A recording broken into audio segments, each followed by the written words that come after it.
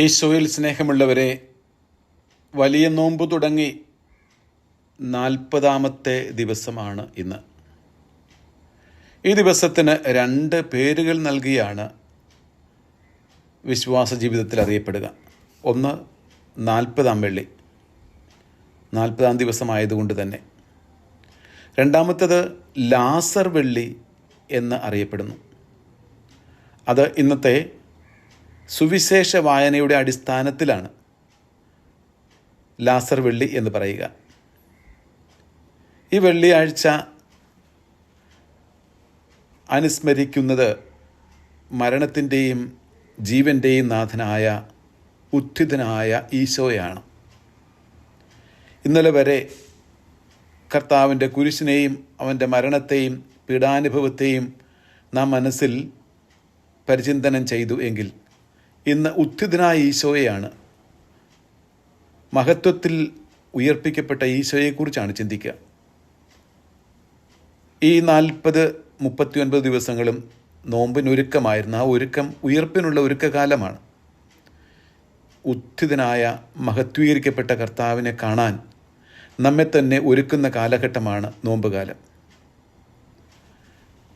പേതുർത്ത തുടങ്ങിയുള്ള ഞായറാഴ്ചകളും കൂട്ടിയുള്ള കണക്കിലാണ് 40-ാം വെള്ളിയിൽ എത്തി നിൽക്കാൻ കാരണം. 40 എന്നത് രക്ഷാകര ചരിത്രത്തിൽ വളരെ പ്രധാനപ്പെട്ട ഒരക്കമാണ്. പഴയ നിയമത്തിലും പുതിയ നിയമത്തിലും 40ൻ്റെ പ്രാധാന്യം വിളിച്ചോതുന്ന നിരവധി സംഭവങ്ങളുണ്ട്. 40നെക്കുറിച്ച് പരാമർശിക്കുന്ന 25 സംഭവങ്ങളാണ് പഴയ നിയമത്തിലുള്ളത്. നേരിട്ട് 40നെക്കുറിച്ച് പരാമർശമുള്ളത് പുതിയ നിയമത്തിൽ 6 ഈശോയുടെ മരുഭൂമിയിലെ 40 ദിവസവുമായി ബന്ധപ്പെടുത്തിയാണ് നാം 40 ദിവസത്തെ വലിയ നോമ്പാചരണം, വലിയ ഉപവാസക്കാലം സഭയിൽ തുടരുന്നത്. ആ ദിവസം മുതൽ തുടർന്നുള്ള 10 ദിവസവും കൂടിയാണ് 50 നോമ്പ്. നോമ്പുകാലം ഇടമുറിയാതെ ഒരു യൂണിറ്റായി കണക്കാക്കുന്നത് കൊണ്ട് ഞായറാഴ്ചയും നോമ്പായി കരുതുന്നു. എന്നാൽ ഞായറാഴ്ച ഉപവാസമില്ല, നോമ്പ് മാത്രമാണ് എന്നതാണ് പൗരസ്ത്യ സുറിയാനി ആരാധനക്രമത്തിൻ്റെ നിഷ്കർഷം. താത്വികമായി 40-ാം ദിനമായി ഇന്ന് വെള്ളിയാഴ്ച നോമ്പ് അവസാനിക്കുന്നു. തുടർന്നുള്ള വലിയ ആഴ്ചയുമായി ബന്ധിക്കുന്ന ഒരു ദിനമാണ് ശനിയാഴ്ച, നാളെ. നോമ്പുകാലത്തിൻ്റെ അവസാനത്തെ ഓർമ്മിപ്പിക്കുന്നതാണ് 40-ാം വെള്ളി. അന്നേ ദിവസത്തെ വായനകളാണ് പ്രധാനം. സുവിശേഷം കർത്താവ് ലാസറിനെ ഉയർപ്പിക്കുന്ന സുവിശേഷ ഭാഗം. യോഹന്നാൻ ശ്ലീഹായുടെ സുവിശേഷത്തിലെ 11-ാമത്തെ അധ്യായം 32 മുതൽ 44 വരെയുള്ള വാക്യങ്ങളാണ് ഇന്ന് വായിക്കുക. അതുകൊണ്ട് തന്നെയാണ് നേരത്തെ പറഞ്ഞതുപോലെ ലാസർ വെള്ളി എന്ന് പറയുന്നത്. വായനയിലെ മറ്റു ഭാഗങ്ങളിൽ എന്ന് പറഞ്ഞാൽ ഇത് നാം തുടരുന്നത് 2-ാം ഭാഗമാണ്. ആദ്യ ഭാഗത്ത് കഴിഞ്ഞ വർഷം നാം വായിച്ചത് ഓർക്കുക. ഏലിയ വിധവയുടെ മകനെ ഉയർപ്പിക്കുന്നത്. രാജാക്കന്മാരുടെ 1-ാം പുസ്തകം 17-ാം അധ്യായം 17 മുതൽ 24 വരെ. രണ്ടാമത്തെ വായന ശമയോൻ തബീത്തായി ഉയർപ്പിക്കുന്നതാണ്. നടപടി പുസ്തകം 9-ാം അധ്യായം 36 മുതൽ 42 വരെ. 3-ാം വായന ഈശോ ജീവനാണെന്ന് പൗലോസ് ശ്ലീഹ പഠിപ്പിക്കുന്ന റോമാക്കാർക്ക് എഴുതിയ ലേഖനം 5-ാം അധ്യായം 12 മുതൽ 17 വരെ. പീഡാനുഭവത്തിൻ്റെയും മരണത്തിൻ്റെയും സൂചനകൾ നൽകുന്നതോടൊപ്പം ഈശോ നിത്യജീവനാണ് എന്നും അവിടുന്ന് മരണത്തിൻ്റെയും ജീവൻ്റെയും നാഥനാണെന്നും പ്രഖ്യാപിക്കുകയാണ് ഇന്നത്തെ സുവിശേഷ ഭാഗത്തിലൂടെ. കർത്താവ് തുടരുന്നു. അവിടുന്ന് പറഞ്ഞു, പുനരുത്ഥാനവും ജീവനും ഞാനാണ്. എന്നിൽ വിശ്വസിക്കുന്നവൻ മരിച്ചാലും ജീവിക്കും. യോഹന്നാൻ്റെ സുവിശേഷം 11-ാം അധ്യായം 25-ാം വാക്യം. ഇത്ര ഉറപ്പോടെ നിത്യജീവനെക്കുറിച്ച് പറയുന്ന മറ്റൊരു വാചകം ഒരുപക്ഷെ വിശുദ്ധ ഗ്രന്ഥത്തിലും മറ്റൊരു മതത്തിലും ഒരിക്കലും കാണുക സാധ്യമല്ല. ഈശോ പറയുന്നു, ഞാനാണ് ജീവൻ. അതായത് ഈശോ എന്തിന് ഈ ലോകത്തേക്ക് വന്നു എന്ന് അവിടുന്ന് പറഞ്ഞുവല്ലോ. യോഹന്നാന്റെ ശ്രീയുടെ സുവിശേഷം 10-ാം അധ്യായം 10-ാം വാക്യം, ഞാൻ വന്നിരിക്കുന്നത് ജീവനുണ്ടാകാനും അത് സമൃദ്ധമായി ഉണ്ടാകാനും അത് കാണിച്ചു കൊടുക്കുകയും തന്നിൽ വിശ്വസിക്കുന്നവർക്ക് അത് അനുഭവവേദ്യമാക്കി കൊടുക്കുകയുമാണ്. ലാസറിൻ്റെ ഉയർപ്പ് വഴി. താൻ വഴിയും സത്യവും ജീവനുമാണെന്ന് 14-ാം അധ്യായം 6-ാം വാക്യത്തിൽ ഈശോ സുവിശേഷത്തിൽ കാണിക്കുകയും പഠിപ്പിക്കുകയും ചെയ്യുന്നു. ഇതിൽ സംശയിച്ചവരെ ഈശോ വീണ്ടും ഓർമ്മിപ്പിക്കുന്നു, എന്നിൽ വിശ്വസിക്കുന്നവൻ മരിച്ചാലും ജീവിക്കും. യോഹന്നാന്റെ സുവിശേഷം 6-ാമത്തെ അധ്യായത്തിൽ